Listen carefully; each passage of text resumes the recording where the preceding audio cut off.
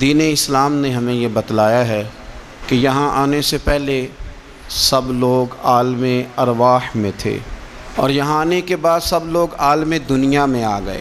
اس کے بعد جو آخری جہان ہے وہ عالم آخرت ہے، لیکن عالم دنیا اور عالم آخرت کے بیچ جو جگہ ہے اسے عالم برزخ کہا جاتا ہے۔ برزخ کا معنی تو پردے اور آڑ کے ہوتے ہیں، لیکن برزخ اس زندگی کو کہتے ہیں جو مرنے سے شروع ہو جاتی ہے اور قیامت کے قائم ہونے تک وہ زندگی انسان کے ساتھ رہتی ہے، اسے عالم برزخ کہا جاتا ہے۔ اسی کو قبر کی زندگی کہا جاتا ہے۔ لیکن عالم برزخ کیوں کہا جاتا ہے، اس کی کیا وجہ ہے؟ تو اس کی وجہ یہ ہے کہ ہر آدمی کو قبر نصیب نہیں ہوتی، تو جو جل کے مر گیا جزا اور سزا اسے بھی ملے گی، عذاب قبر اسے بھی ہوگا، پر اس کا نام کیا ہے؟ عالم برزخ۔ جو آدمی دریا میں ڈوب گیا جزا اور سزا کا معاملہ اس کے ساتھ بھی ہے، لیکن نام اس کا کیا ہے؟ عالم برزخ۔ نبی کریم صلی اللہ تعالی علیہ وسلم ارشاد فرمانے لگے، حضور فرماتے ہیں کہ ایک شخص نے وصیت کی تھی کہ جب میں مر جاؤں تو مجھے بڑا ڈر آتا ہے، میں اللہ کے حضور کس طرح کھڑا ہوں گا۔ اپنی اولاد سے کہنے لگا کہ اس طرح کرنا کہ میری لاش کو جلا دینا، پھر میری راکھ کو ہواؤں میں اڑا دینا، میں اپنے رب کریم کے سامنے کھڑا نہیں ہو سکتا۔ اس کے بچوں نے اسی طرح کیا۔ تو حضور صلی اللہ علیہ وسلم فرماتے ہیں پھر اللہ نے زمین کے ذروں کو حکم دیا اور زمین نے سارے ذرے اکٹھے کیے، پھر رب نے اسے زندگی دی اور پھر پوچھا یہ تو نے وصیت کیوں کی تھی؟ تو اس کرتا اللہ میں تیرے سامنے کھڑا نہیں ہو سکتا تھا، مجھے اپنے اعمال کا پتہ تھا، جے ویکھاں میں عملاں والے تے پھر تے کچھ نہیں نا میرے پلے، تو میں ڈرتا تھا کہ کیا بنے گا۔ تو رب فرمائے گا فرشتوں میرا بندہ سچ کہتا ہے، اسے میرے فضل سے جنت عطا کر دو۔ تو اللہ ذروں کو بھی جمع کرے گا، ہواؤں میں، خشکیوں میں، سمندروں میں، مرنے کے بعد انسان جہاں بھی ہوگا اسے جزا اور سزا کا معاملہ وہاں ملے گا۔ اب عذاب قبر جو ہے، قبر کے اندر جو انسان کا عذاب ہے تو وہ بھی عالم برزخ کا عذاب ہے۔ میرے رسول کریم صلی اللہ تعالی علیہ وسلم نے نا کچھ چیزوں سے پناہ مانگی ہے، خود حضور نے، خود نبی پاک صلی اللہ علیہ وسلم رسول کریم علیہ السلام نے پناہ مانگی۔ حضور فرمانے لگے اے اللہ مجھے کنجوسی سے، بخیلی سے پناہ عطا فرما، اور حضور نے باقاعدہ پناہ مانگی ہے کہ اے اللہ مجھے ارذل العمر ہونے سے پناہ میں رکھ، جب عمر اتنی زیادہ ہو جائے کہ وجود کے حصے کام کرنا چھوڑ جائیں، اس سے پناہ مانگی۔ اور خود میرے نبی پاک علیہ السلام نے قبر کے عذاب سے پناہ مانگی۔ یہ تعلیم امت کے لیے کہ تم بھی پناہ مانگو عذاب قبر سے۔ قبر کا عذاب برحق ہے، قبر کے لیے تیاری کر کے رکھنا، اپنی قبر کو یاد رکھنا، مر جانے کو یاد رکھنا۔ حضرت سعد بن معاذ رضی اللہ تعالیٰ عنہ کا جب جنازہ تھا تو صحابہ کرام فرماتے ہیں حضور نے نماز جنازہ کی امامت فرمائی تو قبر کے تیار ہونے میں کچھ دیر تھی، تو رسول کریم صلی اللہ علیہ وسلم زمین پر بیٹھ گئے اور ایک لکڑی سے حضور زمین کریدنے لگے، لکڑی سے۔ ہم وہ انتظار تھے کہ اللہ کے رسول صلی اللہ علیہ وسلم سر مبارک اٹھائیں، ہمیں کو نصیحت کریں۔ فرماتے حضور نے سر اقدس اٹھایا تو حضور کی آنکھوں میں آنسو تھے، اور رو کے حضور فرمانے لگے، رو کے کہ اس قبر کے عذاب سے رب کی پناہ مانگو اور اس کے لیے تیاری کر لو، یہ بڑا سخت دن ہے۔ رو کے حضور نے فرمایا، رو کے۔ آج تو لوگ مذاق بناتے ہیں، آج لوگ مذاق اڑاتے ہیں، کچھ فقیر صوفی درویش کہلانے والے بھی، وہ کہتے ہیں یہ جو مولوی بتا رہے ہیں نا قبر میں بچھو ہوں گے، سانپ ہوں گے، یہ تو مولوی اپنی قبر بتا رہا ہے، ہمارا اس سے کیا لینا دینا ہے۔ خدا سے ڈریں۔ وہ چیزیں جو احادیث مبارکہ میں آ گئیں جس سے نبی پاک نے ہمیں سمجھایا، آپ اس تنبیہ کو، اس نصیحت کو آپ اس رنگ میں لیں گے کہ مذاق بنایا جائے گا دین کا؟ بجائے اس کے کہ اس سے ڈرا جائے، بجائے اس سے حضرت سیدنا برا بن عازب رضی اللہ تعالیٰ عنہ ارشاد فرماتے ہیں کہ میں نے نبی پاک صلی اللہ تعالیٰ علیہ وآلہ وسلم سے خود اس بات کو سنا ہے، خود رسول کریم صلی اللہ علیہ وسلم نے فرمایا۔ حضرت زید بن ثابت رضی اللہ تعالیٰ عنہ بھی اس بات کے راوی ہیں، فرماتے ہیں ہم جا رہے تھے تو 5-6 قبریں تھیں، تو حضور نے فرمایا کن کی قبریں؟ ہم نے عرض کی یا رسول اللہ صلی اللہ علیہ وسلم یہ کافروں کی قبریں، یہ صحیح مسلم میں حدیث موجود ہے، کفار کی قبریں۔ تو اللہ کے رسول صلی اللہ علیہ وسلم فرمانے لگے، ذرا حدیث کے لفظوں پہ غور کرنا، حضور فرمانے لگے اگر مجھے ڈر نہ ہوتا کہ تم اپنے مردوں کو دفن کرنا چھوڑ دو گے، اگر مجھے اس بات کا ڈر نہ ہوتا کہ تم اپنے لوگوں کو، مرنے والوں کو قبروں میں دفن کرنا چھوڑ دو گے، اگر یہ مجھے ڈر نہ ہوتا تو میں تمہیں سناتا کہ قبر کے اندر کس طرح عذاب ہوتا ہے، تمہیں دنیا میں رہ کے میں سناتا، پر ڈر ہے کہ کہیں تم اپنے مرنے والوں کو قبروں میں دفن کرنا چھوڑ ہی نہ دو، اس لیے میں تمہیں یہ بات نہیں بتاتا۔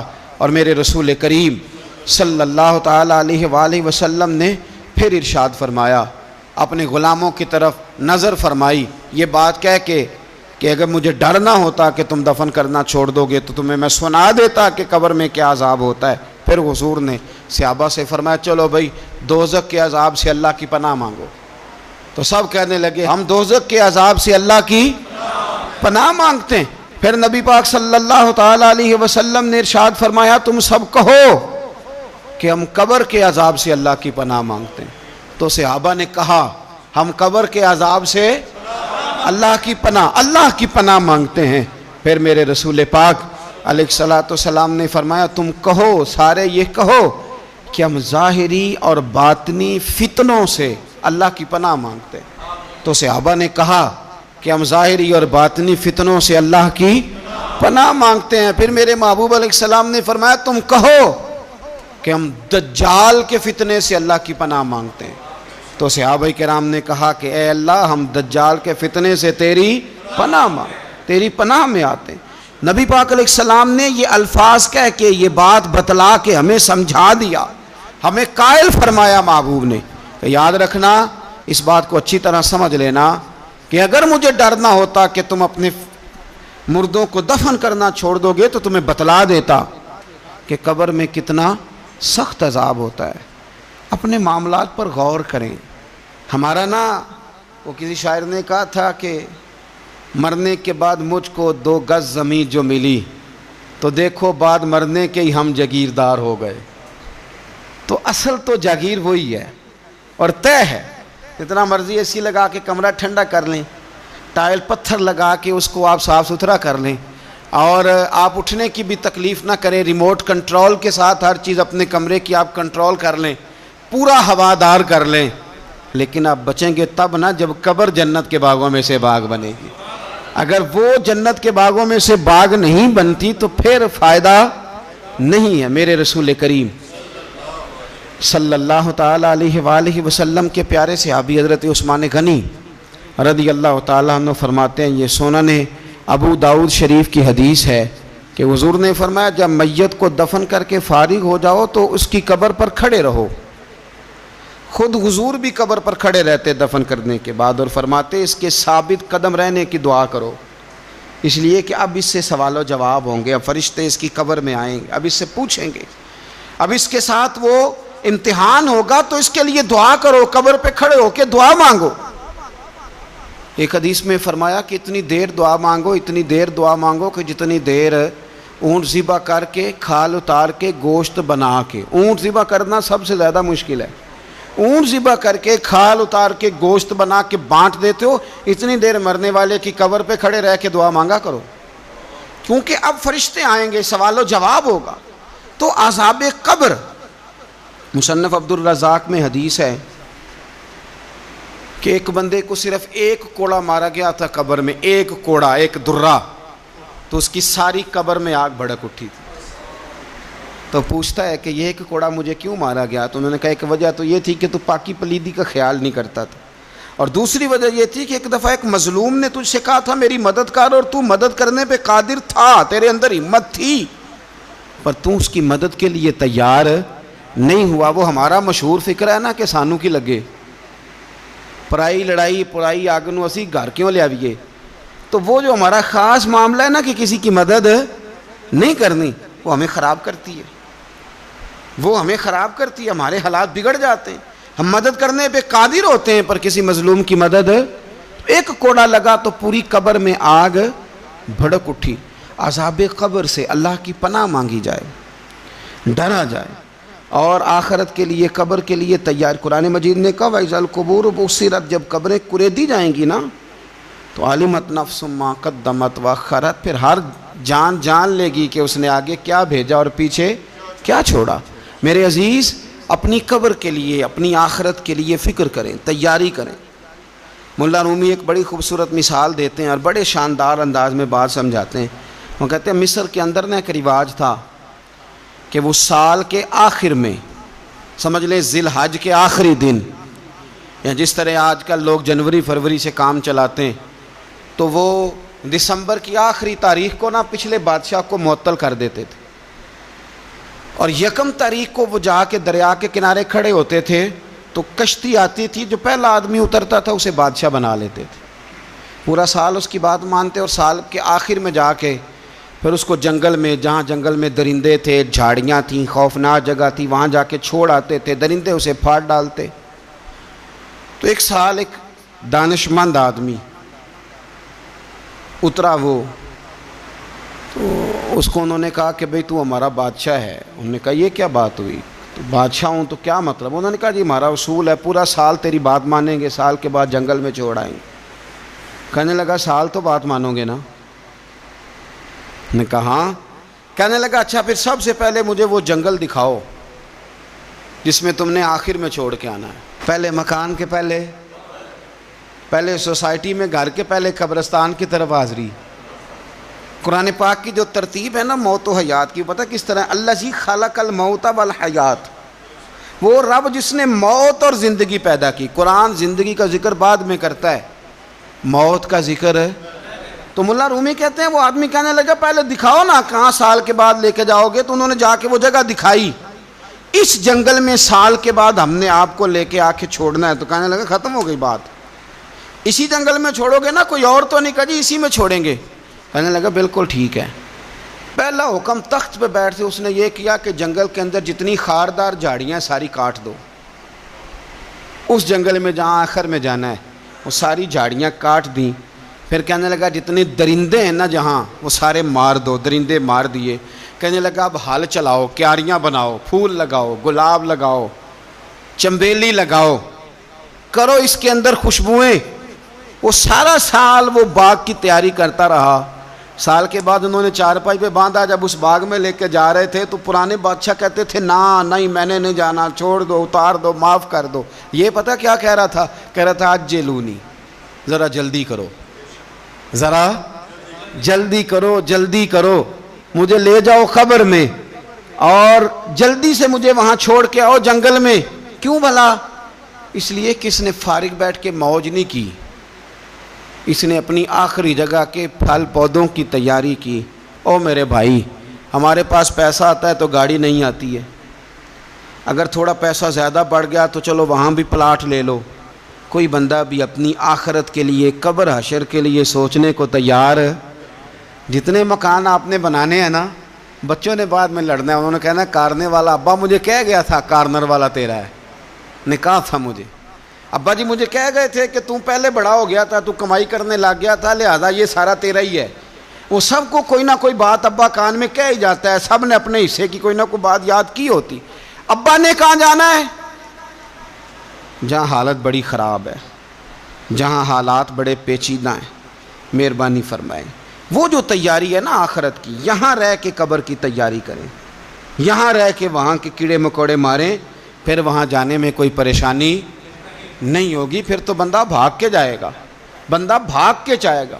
میں سنیا رات قبر دی کالی، تو پھر کہنے لگے میں تے بھی سنیا اتھے اونے ہونا ہے جدے موڈے کملی کالی۔ تو یہ تو تب ہے نا کہ جب آپ نے اس کے لیے کچھ تیاری کی ہو۔ میرے رسول کریم علیہ السلام نے مومن کی قبر کا حال بھی بتایا، یہ تو ہے نا عذاب ان لوگوں کے لیے جو نافرمانی کرنے والے ہیں، یہ ان کی قبر کا حال بتایا۔ تو سنن ترمذی میں، صحیح ابن حبان میں حضرت ابو ہریرہ رضی اللہ تعالیٰ عنہ بیان کرتے ہیں کہ حضور صلی اللہ علیہ وسلم نے فرمایا جب میت کو قبر میں رکھا جاتا ہے تو اس کے پاس سیاہ رنگ والے اور نیلی آنکھوں والے دو فرشتے آتے ہیں اور اس کو اٹھا کے بٹھاتے ہیں۔ باقی حدیثوں میں 3 ہی سوال ہیں، لیکن اس حدیث میں حضور نے فرمایا انہوں نے بس میرے بارے میں ہی پوچھنا ہے، اٹھا کے بس میرے بارے میں صرف یہ پوچھنا ہے، بتا مدینے والے محبوب کے بارے میں دنیا میں کیا کہا کرتا تھا، کیا کہا کرتا تھا ان کے بارے میں دنیا میں۔ تو اعلیٰ حضرت بریلوی تو کہتے ہیں میں نے تو کہہ دینا ہے، سرور کہوں کہ مالک و مولا کہوں تجھے، باغ خلیل کا گل زیبا کہوں تجھے، تیرے تو وصف عید تناہی سے ہیں بری، حیران ہوں میرے شاہ میں کیا کیا کہوں تجھے، لیکن رضا نے ختم سخن اس پہ کر دیا، خالق کا بندہ خلق کا آقا کہوں تجھے۔ اور پیر میر علی شاہ صاحب کہتے ہیں میں نے وہاں یہ کہنا ہے کہ مکھ چند بدر شاہ شانی ہے تے متھ چمک دی لاٹ نورانی ہے، کالی زلف تے اکھ مستانی ہے، مخمور اکھی ہیں مد بھریاں، سبحان اللہ، ما اجمل کا ما اکمل کا ما احسن کا، تے کتھے مہر علی کتھے تیری ثنا، مشتاق اکھیں کتھے جاڑی۔ تو نبی پاک علیہ السلام فرماتے ہیں میرے بارے میں پوچھیں گے، میرے بارے میں۔ ویسے بھی ایک سوال لازمی ہوتا ہے نا، یہ والا سوال لازمی ہے، من ربو کا پوچھ کے نا تو جنت جہنم کا فیصلہ نہیں، ماں دینوں کا پوچھ کے جنت جہنم کا فیصلہ۔ ہاں بات اگر ختم ہونی ہے تو مدینے والے کے سوال پہ ختم ہونی ہے، اس لیے کھل کے نعتیں پڑھا کرو، راج کے درود پڑھا کرو، یہ بات یاد رکھیں، یہ فیصلہ حضور کی ذات پہ ختم ہونا ہے۔ میرے نا وہ شکایتیں کرتے ہیں نا لوگ آ کے، تو ایک بچی کو ہمارے ہاں داخل کرانے کے لیے ایک صاحب لے کے آئے، تو کہنے لگے بڑا عرصہ اسے فلانے مدرسے میں داخل کرایا، سوائے نعتوں کے کچھ بھی نہیں سیکھا اس نے۔ تو میں انہوں آکھیا چاچا جی جڑی اصل کام سی وہ تو سیکھ گئی ہے نا تہاڈی بچی، قرآن و سنت بھی حضور کی نعت ہی ہے، لیکن آپ کو پتہ ہے کہ بات ختم مدینے والے کی نعت پہ ہی ہوتی ہے، حضور کا پیار اصل ہے۔ تو حضور فرماتے ہیں میرے بارے میں پوچھا جائے گا، وہ کہے گا کہ ان کے بارے میں کیا پوچھتے ہو، اشہد ان لا الہ الا اللہ واشہد ان محمدن عبدہ ورسولہ۔ تو فرماتے ہیں پھر اسے نا ایک طرف کھڑکی کھولی جائے گی تو جہنم کا دروازہ دکھایا جائے گا اور اسے کہا جائے گا اگر تو سوالوں کے صحیح جواب نہ دیتا تو دوزخ میں جاتا، لیکن اب تو نے صحیح جواب دیے ہیں۔ تو حضور فرماتے ہیں اس کی قبر 70 گز چوڑی اور 70 گز لمبی کر دی جائے گی۔ کتنی جی؟ مسجد میں اے سی والے حال میں جگہ مل جائے تو بندہ بڑا سکھی رہتا ہے، اور صبح جائے بینک اور پہلی لائن میں موقع مل جائے تو بندہ بڑا سکھی رہتا ہے کہ میرا جاتے ہی کام ہو گیا۔ او خدا کے بندے، قبر بندے کی قبر، مکان اچھی سوسائٹی میں اچھا خستہ اور سستا مل جائے تو بندہ کہتا ہے کہ سودا بڑا واردہ لب گیا، بھائی بڑا کمال ہو گیا، مزہ نہیں آ گیا۔ قبر 70 گز لمبی اور 70 گز چوڑی، اور یہ ترمذی شریف پڑھ رہا ہوں، بڑی مزیدار حدیث۔ نبی پاک صلی اللہ علیہ وسلم فرمانے لگے پھر اس کی قبر کو نور سے بھر دیا جائے گا۔ حضور کو پہچان گیا نا، قبر نور سے بھر دی گئی اور جب 70 گز لمبی کر دی گئی تو بڑے پیارے لفظ ہیں حدیث کے۔ حضور فرماتے ہیں وہ بندہ پھر فرشتوں سے ایک بات کہے گا، عربی میں بھی ہے اردو میں بھی ہے، پر میرا دل کرتا ہے پنجابی میں بتاؤں۔ وہ نا فرشتوں سے وہ بندہ کہتا ہے جب قبر ہو گئی نا 70 گز لمبی 70 گز چوڑی اور نور سے بھر گئی، قربان جائیں، حضور فرماتے ہیں وہ مردہ وہ جو قبر میں پہنچا ہے، جب اس کی قبر کو یہ شان ملتی ہے تو فرشتوں سے پتہ کیا کہتا ہے؟ کہتا ہے میں گھر نہ دساں وہاں جا کے، یہ ذرا گھر نہ بتاؤں دوڑ کے، یہ ذرا میں اپنے گھر بتاؤں بھاگ کے کہ اللہ نے بڑی خیر کر دی، اپنی اماں نو دساں وہاں، اپنی اماں نو میں بچوں کو بتا کے آؤں کہ موج بن گئی ہے، میں بتاؤں اپنی بیوی کو، بتاؤں اپنے بہن بھائیوں کو، میں کار نہ دساں وہاں۔ قربان جائیں میرے رسول کریم علیہ السلام فرماتے ہیں فرشتے اس سے کہتے ہیں نہیں تو کسی کو نہ بتا، نم کا نومت العروس، تو اس طرح سو جا جس طرح پہلی رات کی دلہن سویا کرتی، وہ بڑے چاؤں میں سوتی ہے، وہ بڑے پریم میں سوتی ہے، نئی زندگی کا آغاز ہوتا ہے تو سوتی ہے، اور فرشتے کہتے ہیں اب تجھے وہی آ کے جگائے گا جو تیرے اہل میں تجھے سب سے زیادہ محبوب ہوگا، جو تجھے سب سے زیادہ محبوب ہوگا۔ میرا تو ایمان ہے کہ ہمیں تو قبر سے آ کے جگائیں گے بھی مدینے والے رسول، کہیں گے آؤ غلاموں چلیں، آؤ غلاموں۔ اور وہ کشمیر کے رومی وقت نے میاں صاحب نے کہا تھا بعد مرن دے قبر میری تے میرے اپیرا جے کر پامے پھیرا۔ آپ حسن دیکھیں کلام کا اور انداز دیکھیں، بعد مرن دے قبر میری تے میرے اپیرا جے کر پامے پھیرا، تے قبر دے وچوں ہڈیاں اٹھ کے مجرا کر سن تیرا۔ تو ایک دفعہ آ تو صحیح، میں لوگوں کو وجد کر کے دکھاؤں گا کہ دیکھو نا وہ آج آئے ہیں، وہ آئے ہیں میرے مزار پہ، آج دیکھو ذرا رنگ تو دیکھو کس طرح نرالا اور انوکھا ہو گیا، وہ خود آئے ہیں۔ مومن کی قبر جنت کا باغ بنے گی، اسے نوازا جائے گا، اسے دیا جائے گا، اسے عطا کیا جائے گا، اسے کہا جائے گا تو سو جا، تو نیند پوری کر، نیند پوری کر۔ میرے عزیز کچھ لوگ ایسے ہیں جن سے عذاب قبر ہوگا ہی نہیں۔ میرے رسول کریم صلی اللہ تعالی علیہ وسلم نے ارشاد فرمایا کہ جو اللہ کے رستے میں شہید ہو گیا، یہ سنن نسائی میں موجود ہے، اسے عذاب قبر نہیں ہوگا، بلکہ ایک حدیث میں تو فرمایا حساب کتاب ہی نہیں ہوگا، اللہ بغیر سوال جواب کے جنت عطا فرما دے۔ کچھ لوگوں کو نا لوگوں کی بخشش پہ بھی مسئلہ ہی بنتا ہے کہ کوئی بخشا نہ جائے۔ اور ایک صاحب کہہ رہے تھے جی یہ کیا معاملہ ہے کہ جمعے کو بندہ مر گیا یا فلانا ہو گیا تو اس سے حساب کتاب نہیں ہوگا، اتنے اتنے بڑے جرم لوگوں نے کتنے اتنے پاپ، اور جمعے کو مر گیا تو بخشا جائے گا۔ تو میں نے کہا جرموں کا بھی اسے حساب اللہ لے لے گا، لیکن میاں حساب کتاب کی ڈیوٹی نہ اللہ کی ہے تو بہتر یہ ہے کہ اسی کے ہاتھ میں رہے، تو نہ اپنے ہاتھ میں لینے کی کوشش کر۔ سنیں سنن ترمذی کی حدیث، ہمیں پتہ نہیں کیا مصیبت ہے، ہمیں پتہ نہیں کیا مسئلہ ہے۔ ایک جنازے سے میں نکلا، آپ یقین کریں کبھی کبھی کلیجہ پھٹ جاتا ہے۔ میں ایک جنازے سے نکلا تو میرے ساتھ ایک بندہ جنازہ پڑھ کے نکلا تو کہنے لگا جی پیر صاحب دیکھیں آج کتنی دنیا آئی ہے، حالانکہ یہ بندہ اس طرح کا تھا، اس طرح کا تھا، اس طرح کا تھا۔ میں نے اسے کہا یار تجھے تو فکر ہی لگ گئی ہے کہیں جنت میں چلا ہی نہ جائے، شرم آنی چاہیے ہمیں۔ اللہ فرماتے ہیں جنت اتنی چوڑی ہے جتنے زمین و آسمان، اس کی چوڑائی زمین اور آسمان کے برابر ہے، تو ہم تو اپنے علاوہ کسی کو جانے نہیں دینا چاہتے جنت میں۔ اور بس کریں، جنت خدا کا فضل ہے، اور اللہ فرماتے ہیں میرا فضل میں جسے چاہتا ہوں عطا کرتا ہوں۔ یہ سنن ترمذی کی حدیث، اور اس کے راوی حضرت عبداللہ ابن عمر رضی اللہ تعالیٰ عنہ، نبی پاک علیہ السلام نے فرمایا جو مسلمان جمعے کے دن یا جمعے کی رات کو فوت ہو اس کو اللہ تعالیٰ قبر کی آزمائش سے محفوظ رکھتا ہے۔ جو جمعے کی رات فوت ہو جائے یا جمعے والے، یعنی جمعے رات اور جمعے کی درمیانی رات چلا جائے یا جمعے والے، تو اللہ اسے عذاب قبر سے، تو میرے عزیز جو بندہ شہید ہو اس سے عذاب قبر نہیں ہوتا، جو آدمی جمعے کے دن یا جمعے کی رات چلا جائے اسے بھی عذاب قبر نہیں ہوتا۔ اور میرے رسول کریم صلی اللہ تعالیٰ علیہ وسلم نے فرمایا جو بندہ ایک دن اور ایک رات، یہ حدیث صحیح مسلم میں، سنن ترمذی میں، مصنف عبدالرزاق میں موجود ہے، ایک دن اور ایک رات اللہ کی رضا کے لیے اسلامی سرحد پہ پہرا دے۔ میں اور آپ سوئے ہوئے ہیں، لیکن وہ لوگ جو فوجی بارڈروں پہ کھڑے ہیں، دیکھو مدینے والے محبوب کس کس پہ کرم فرماتے ہیں۔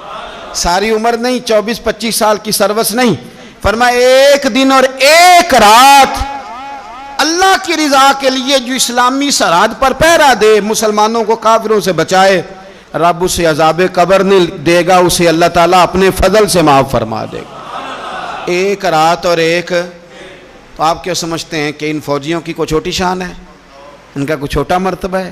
ایک دن اور ایک رات اگر یہ پہرا دیں تو اللہ انہیں اتنا انعام عطا کرتا ہے۔ اسی طرح سن لو، یہ ذرا غور سے سننا، ابن ماجہ کی حدیث، اور اس کے علاوہ مسند ابو یعلا میں موجود حدیث کے راوی حضرت ابو ہریرہ رضی اللہ تعالی عنہ، حضور صلی اللہ تعالی علیہ وسلم نے فرمایا جو شخص بیماری سے فوت ہوا، جو شخص، قربان جاؤں میرے محبوب نے بیماری کا نام ہی نہیں لیا، فرمایا کوئی بھی بیماری ہو، فرمایا جو آدمی بیماری سے فوت ہوا اللہ اسے شہادت کی موت عطا فرمائے گا۔ اور وہ عذاب قبر سے اور قبر کے امتحان سے بھی محفوظ رہے گا. اور حضور فرماتے ہیں اس کو صبح اور شام جنت کے باغوں میں سے رزق دیا جائے گا. جو کسی بھی بیماری سے مرا، لوگ کہتے ہیں دیکھو جی بڑا تانگ ہو کے دنیا سے گیا ہے، تو اس بندے کو بھی عذاب قبر نہیں ہوتا. اسی طرح جو بندہ سورہ ملک پڑھتا ہے، سنن ترمذی میں حضرت ابن عباس سے روایت ہے کہ حضور صلی اللہ علیہ وسلم کے ایک صحابی نے ایک جگہ خیمہ لگایا تو وہاں سورہ ملک پڑھنے کی آواز آتی تھی. کوئی بندہ پڑھنے والا نظر نہیں آتا تھا. جب حضور کی بارگاہ میں عرض کیا تو فرمایا وہاں قبر تھی اور قبر کے اندر بیٹھ کے میرا صحابی سورہ ملک کی تلاوت کر رہا تھا. اگر ہمیں خسرہ نمبر یاد ہو جاتا ہے نا اپنی جگہ کا، اور ہمیں پتہ ہوتا ہے کہ میرے والا حصہ کتنے کروڑ کا ہے، اگر ساری کہانیاں ہمیں یاد ہوتی ہیں تو سورہ ملک بھی ہمیں یاد ہو سکتی ہے. موبائل پہ اس کو ریکارڈ کر لیں، پھر اس کو سنیں کبھی بھی سورہ ملک میں. اور ہمارے سلسلہ عالیہ میں تو سورہ ملک وظیفہ ہے. ہمارے الوظیفۃ الکریمہ میں اعلیٰ حضرت نے لکھا ہے کہ رات کو سورہ ملک اور سورہ یاسین کے بغیر سونا نہیں. سورہ ملک اتنی شاندار صورت ہے کہ نبی پاک صلی اللہ علیہ وسلم نے فرمایا یہ قیامت کے دن اللہ کی بارگاہ میں ناز سے جھگڑا کرے گی اور کہے گی اے اللہ یہاں تو میرے پڑھنے والے کو جنت عطا فرما یا مجھے قرآن پاک سے علیحدہ کر دے. تو رب کریم پھر اپنے فضل سے پڑھنے والے کو جنت عطا کرے گا. اللہ کریم ہمیں سمجھنے کی توفیق عطا کرے. آخر دعوانا الحمدللہ.